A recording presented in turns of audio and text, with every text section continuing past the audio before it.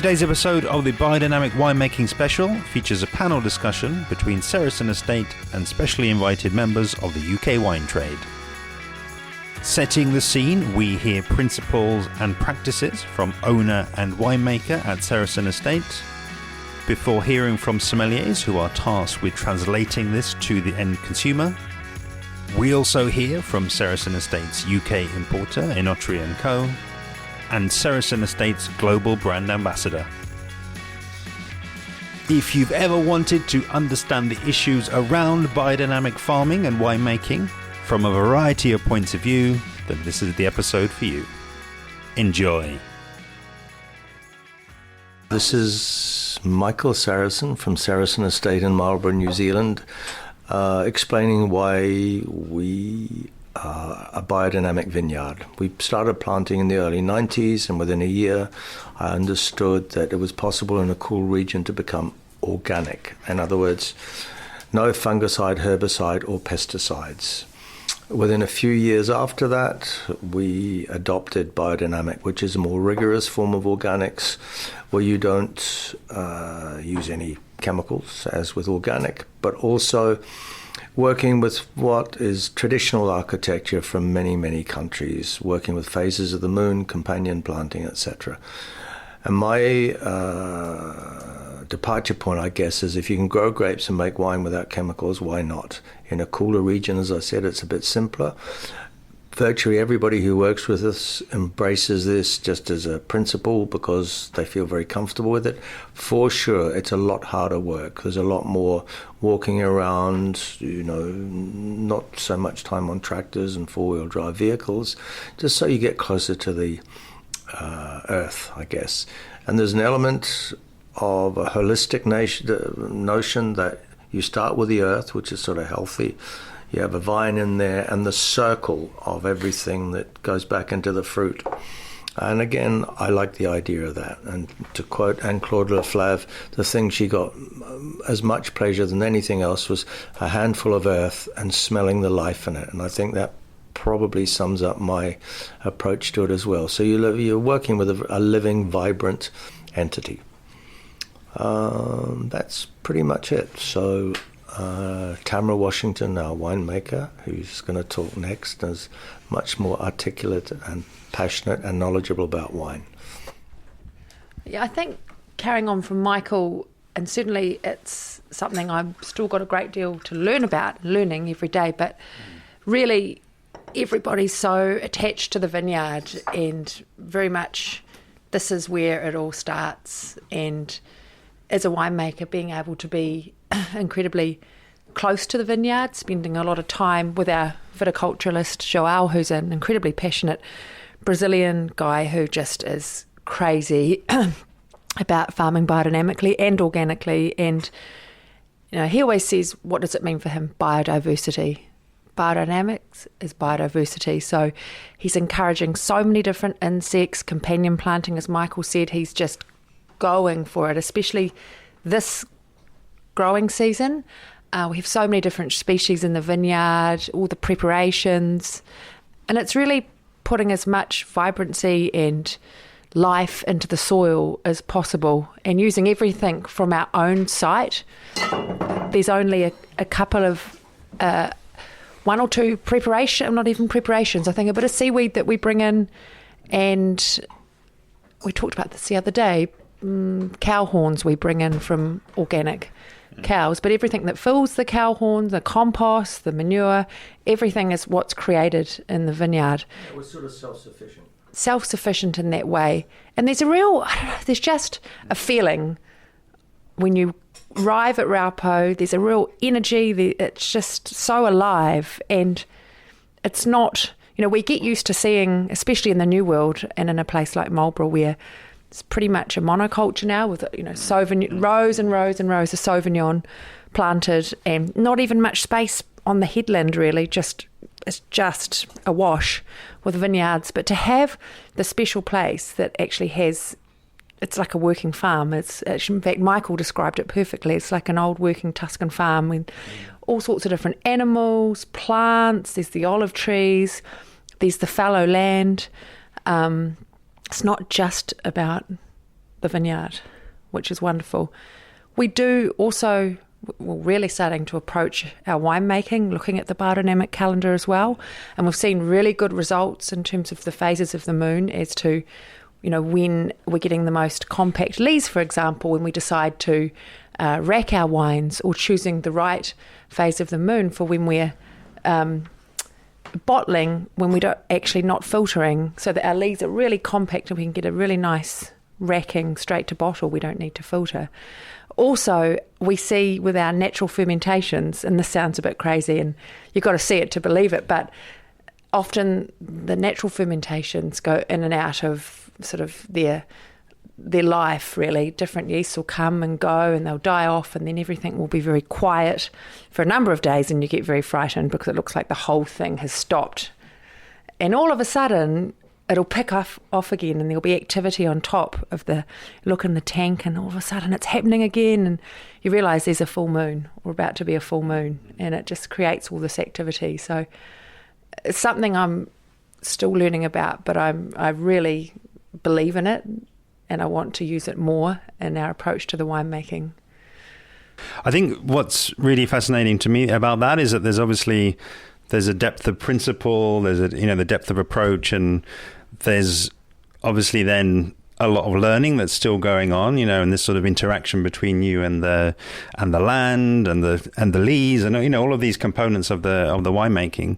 I think the thing that fascinates me around, really, I guess, the sharp end and the selling of the wines on is really around that, I guess, restaurant setting where time is potentially limited, and you've got all of this, I guess, knowledge in your head, and maybe you've been to the vineyard and you've seen it firsthand. It's just, how do you go about communicating that? Which elements of that story do you communicate, and give us a flavour, a sense of how that goes, and maybe how that might be changing over time. Okay, just introduce myself. My name is Stefan. I work for Mandarin Oriental for one particular restaurant, which is called Dinner Behesten Blumenthal.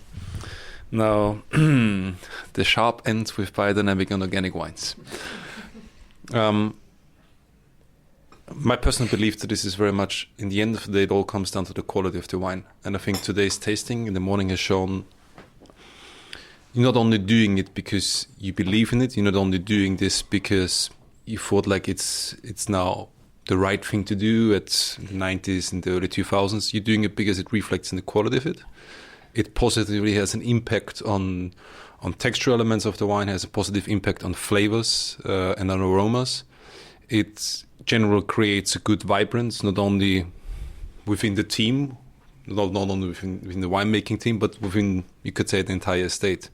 And I think the way I see at least my job is, I'm on that end where I try to pick out the best elements that could relate to organic and biodynamic. And it's something which comes along in a conversation with a guest, and rather it's my first initial selling point. Because my first, not selling point, but the first argument I would normally bring is about, what would you like to have? What would you like to drink? That's my first question. Then I would be like, well, I think I have something for you. Could be that particular aroma, that particular flavor thereafter, that particular variety, that particular region. And I think organic and biodynamic then sort of rolls into the conversation as it goes along. And I think what is interesting for us is then to see actually what the real impact is, and that you can see actually from different vintages how the wine changes in a positive way. And I think, with biodynamic in particular, it's a fascinating subject, and you can go in so much depth. I think from a customer point of view, over the last years, people are getting more and more interested in it. People ask more and more questions because we all want to know where our ingredients, where things come from. We want to know what is the ethnical origin, how these products have been treated, how have they been strongly modified. We talked before about herbicides and pesticides. People are in general more health conscious, and I think biodynamic feeds into that. Now, from my personal point of view, maybe natural wine to some extent has taken this a little bit too far. Where you sometimes maybe fall into the trap to compromise the taste or the flavor of it. But I think for biodynamic, it very much ties in with your whole philosophy. And I think the philosophy here is that it's more about achieving something which, regardless of the day, regardless of the time you want to drink, you want to enjoy. And if that if that is the tool of being biodynamic provides you that, well, then it's a win-win situation in the end of the day. Now, I think from a customer point of view, what is interesting to see that, yes, you can talk about preparation techniques, you can talk about what you do in a vineyard, but I think, what is for them as well, that you can tell them that the sky is blue, but if it turns out it's like a grey day like today, well, it's not really the ideal outcome. No? What you want is that you tell them about biodynamic, but you don't build the entire case around it. You actually then let the wine do the talking as well. You let the wine convince the people.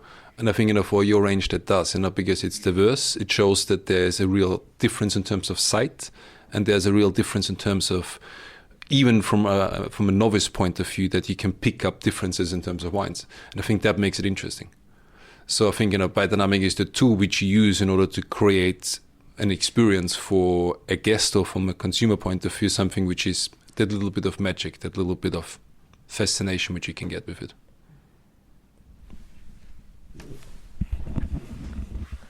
Hello everyone, my name is Melody. I work for Skyline Restaurant, which is one of the restaurants under D&D Group in London. So about the organics and also biodynamic wines, I have two different point of view. From a customer's point of view, I think it's become like a trendy phrase of customers often looking for organics and biodynamic wines. But I believe actually not everyone are very familiar with the definition and also the idea of the terms itself. But there's definitely increase of awareness of people aware of those wine does exist. But I believe many customers not actually aware that 90% plus of New Zealand wine actually is actually made in an organic way, and actually most of the Burgundy and increased number of wine who produce in Bordeaux are actually organics. But of course, this is not something that very often will be labeled under the wine label, so that's why not many customers are aware of. But in terms of the trend of organic, I think it's definitely raising awareness of the public. We all believe that this is something which benefit to the earth and also to human consumption as well. In terms of the wording of biodynamics, I think that creates certain confusion or misunderstanding by customers. Very often have been mixed with the word of organics or natural wine, so the definition was not really very clear for most of our clientele. However, that comes to the point of the sommelier role, which is what I'm working as a career right now. As a sommelier, is part of our role to guide our guests through regarding of particular phrasing. We are not here to educate our guests, but we're here to guide them through in order to find the wine that they're willing to have. Very often, organics and biodynamic become a selling tool and also a selling point for us. It kind of eye-catching, catch the attention of the customers to give more attention or preferable in a positive way to that particular wine, and we can see an increase of demand on wine in those under those vinification. Hi, I'm Emma Robinson and I work for Enotria & Co, who are importing Seresin wines.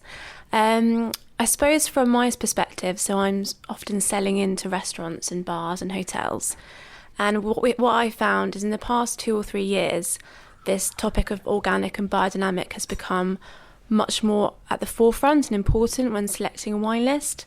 And it's actually got to the point now where we have lots of customers who will only list organic or biodynamic wines, which you wouldn't have found that case 5-10 years ago. So that's seen a real big, we've seen a real big change in that. So in terms of having Seresin working with us, we're so happy because I think that opens a lot more customers and a lot more doors for us. And if personally, if I would pick the portfolio, we would have only organic and biodynamic wines, and potentially maybe in 15 years that could be possible. But I think we've all seen in the past year or two this kind of rise in people wanting to be a bit more careful with the planet. I mean, you can only see like the rise in veganism recently, and customers are increasingly wanting to know that what they're consuming is not causing harm. And ultimately, I think it's definitely customer driven, and we'll see more of that probably in the next year. I think 2020 will be a big year for biodynamics and sustainability and all topics around that. I think, in fact, listening to what everybody's contributing now, I just made the benevolent dictated decision. I think we just got to call ourselves biodynamic. The problem is, and if people ask what it is, you just say it's a much more rigorous form of organics, which it is. And I think then if people are seriously interested, you start with like phases of the moon, which is one of the major things. And the strange thing is that now we have to be certified. Organic or biodynamic have to be certified. All of the others don't have to. You can put pretty much what you like on your vines and on the soil. And it's only afterwards if anybody chooses to test the what residues there are. And it's called conventional. However, conventional was in essence what we're doing, which it was up until the 1950s when the whole, the agrochemical world was sort of became part of a lot of what we eat. And I think that sustainable for me is a marketing term. It means absolutely nothing at all. It's like you use chemicals until you're not one thing or the other. It is a marketing term, I believe. And maybe in other industries it's appropriate. I don't believe in our industry it is. I think it's misused. And I think now we've got to stick to biodynamic. I really do, because I think biodynamic and organic, we are biodynamic. That's it. Organic, we moved on 15 years ago from organics. And I think, but the most important thing, and you touched on it, is first and foremost, drinking wine should be about joy. You should, that's it. And however you arrive there, there's various roads to get there. And some of the most beautiful wines in the world are probably, serious wines in the world, the other end of the spectrum from us. So I think it's a combination of us respecting the earth, the provenance, which is in a way what you were saying about what we eat and drink, but also if you can work with nature rather than being confronting it, filling the earth up with all sorts of stuff which kill it basically. So I think that is, would you agree in terms of describing to people, you guys who deal with clients and customers, that it's if you say a biodynamic wine, and I think most people I talk to about it, they do understand phases of the moon, tides and all the rest of it, and then you can get into more details, and some of which are a bit mumbo-jumbo, but actually, and I can't remember her name, there's an interesting, I think she's German journalist here, you know her, who says there is a science behind biodynamics, because a lot of it is perceived as mumbo-jumbo, oh yeah man, you stir it one way, then the other way, and you have these centers of energy and all the rest of it. But that there is a science. I don't know what it is, but she was very adamant about it. I spent a couple of hours talking to her about it, and I found that. I think it's creating that sort of basically bacterial life, fungi life. That basically creating life. Yeah. That's what you're doing. But I don't know if that's a science or not. Anyway, that's my other little bit. Leah, you deal with people on a thing. Do you want to have a little say? My daughter Leah. Yes, well, I work as the brand ambassador for Seresin Estate. It's a bit of a silly name. Basically, I tell the story. My father's very busy, and Tamra, our winemaker, is out there actually doing the proper job of making the wine. So I support the sales team and customers. And what I love about the biodynamic element is that you're bringing a really interesting story to people. And people are fascinated, and people may not understand what it is. And initially, they might be slightly sort of nervous about it or think what's going on, but actually when you start to talk about it, I feel it's almost like equal to the wines. It's that the story becomes fascinating, it starts to make sense, there's complexity there, it allows me in my job that I have a lot to say. And then when you then match this with the wines, they have a lot to say. So somehow the nature of working biodynamically actually is absolutely reflected in the quality of the wines and the complexity of the wines. And as I said, when you talk to people, and I'm talking about customers, I'm not talking about people in the wine industry. Most won't know what biodynamics are. But when you start to talk about phases of the moon, it is something very quickly people can get to understand. The very nature of the tides coming in and out. If you talk about that, if you're pruning it, obviously you don't want so much water in the vine. It's a very easy concept to actually put across. And what's beautiful about talking about biodynamics is a very visual idea. It's not technical. It actually is something that people can grasp very quickly when you're able to explain in a very sort of, like I said, a visual, evocative, no offence to average wine talk, but having done part of the WSET, I find the sort of general, breakdown of flavour profiles, it can be intimidating. I've now I will never now tell people what a wine smells like. I think because immediately what that will do is take away their ability, and quite often is intimidating. What I think is lovely about biodynamics, you can really bring people to learn for themselves and feel for themselves and really become part of the story. So I just think it's a wonderful tool, and actually by describing it, it really brings people far more interested not just into our wine, but just into the wines in general and how these wines are made and the effort. And it's funny, I mean, people, you can't see the wine, but our emblem is my father's handprint. It's a really powerful image. I mean, obviously, it's an image that's been around for thousands of years. And quite often when I finish talking about, you know, the wines at the end of an evening, I say fundamentally that's what it's about. And the thing about biodynamics, it's hands-on. Everything sounds like effort, the rigor, the time, you know, and I think people really, really react to that in a very positive way. And they generally will go on and, like, you know, look more into it. So yes, I think working and describing biodynamics to the unknown or people who don't understand about it, 95% of it really come on board and walk away with I think a far greater appreciation of wines and far more kind of, oh, this is brilliant. Oh, now I get this, now I get that. And they sort of have an understanding of why they might be getting that. When you're explaining about the wild yeast, when you're explaining these things, it's giving them the tools to fall in love with it themselves and understand it themselves. Yeah, so that's my take on it. So I had this really long conversation. I think it was part of buying my wedding wine, which is another story. But somehow I went to this wine estate, and I know this gentleman really well. His name is Michael Mosbrucker. So he looks after a winery which is called Schloss Gobelsburg, and it dates back to 1171. So it's one of the oldest, you can say, active monasteries, which is still producing wine.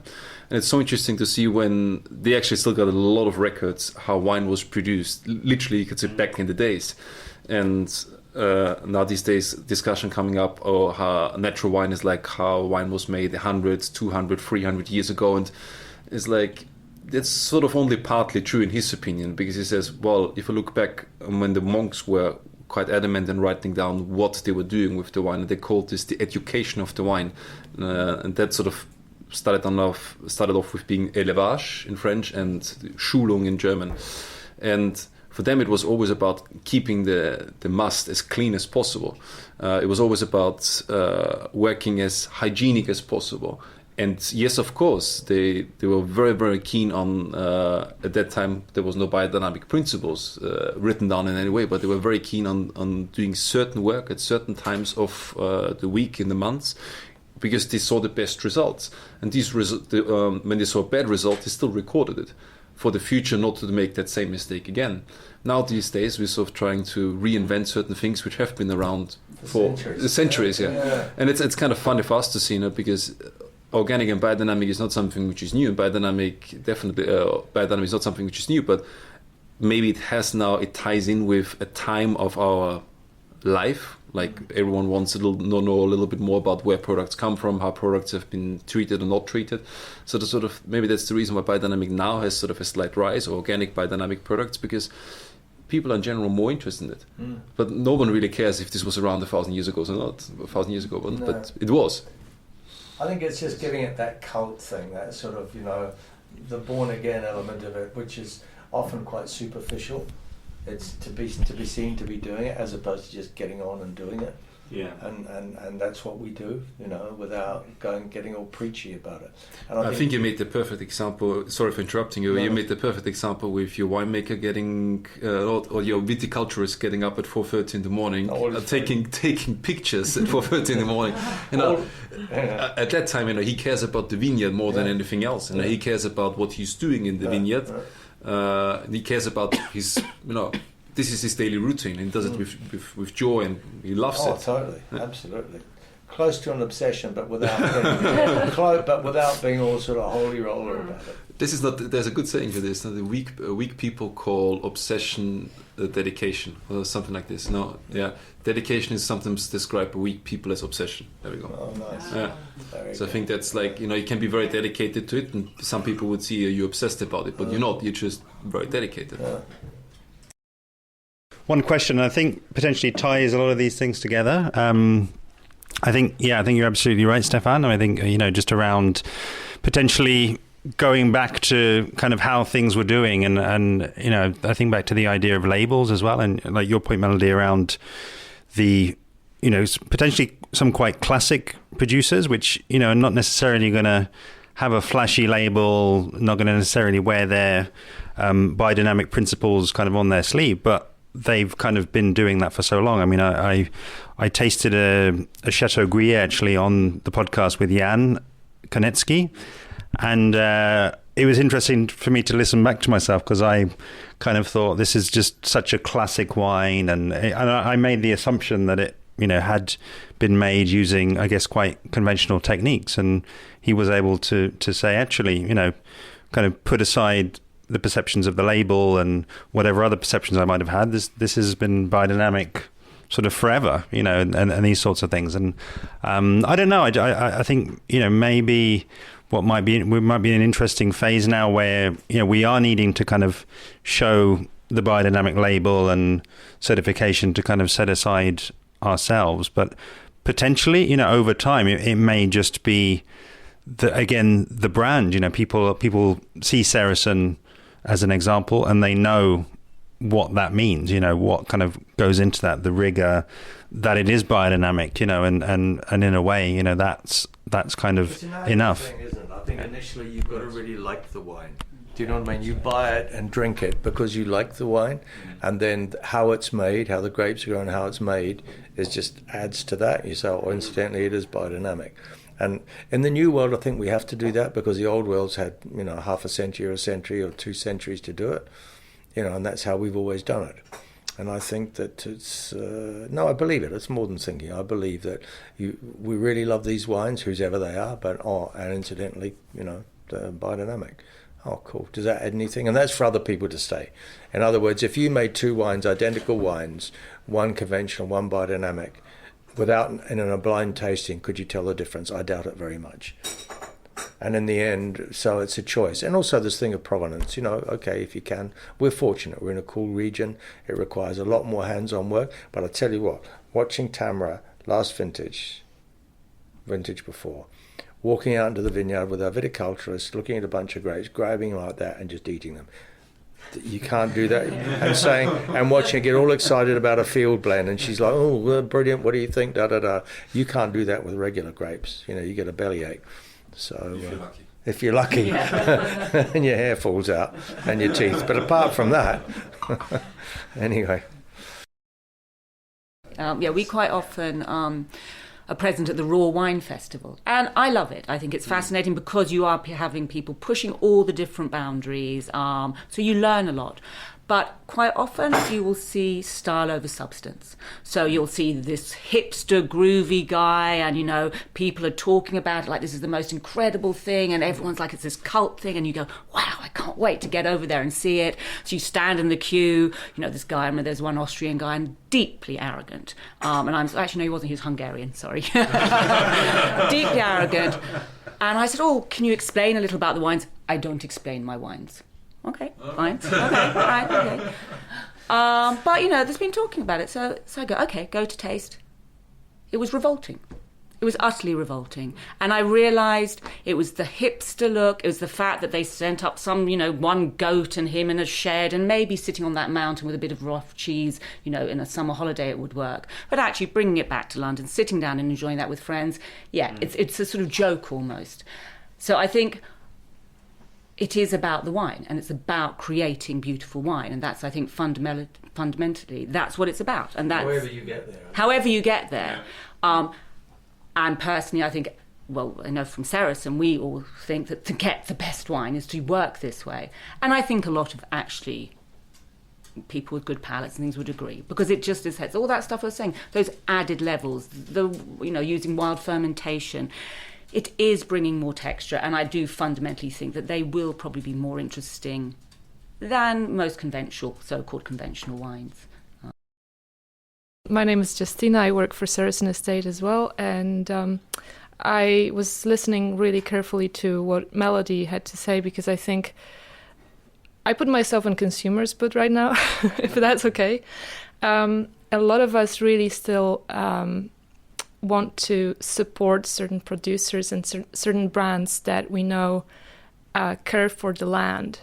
And making these ethical consumer choices may actually sound a bit Instagram and maybe a little bit naive, but it is quite important to a lot of people now. So we certainly trying to keep the dialogue with maybe younger generation, maybe consumers who really want to spend their money that way.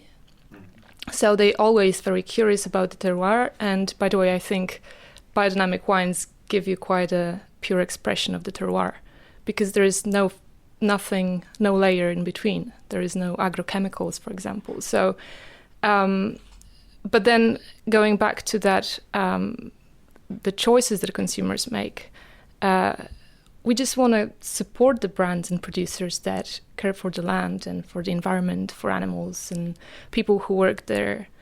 You know, you probably quite happily subscribe to this story.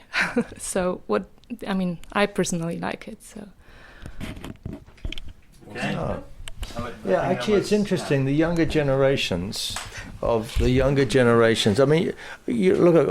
Everybody talk Greta Thunberg now.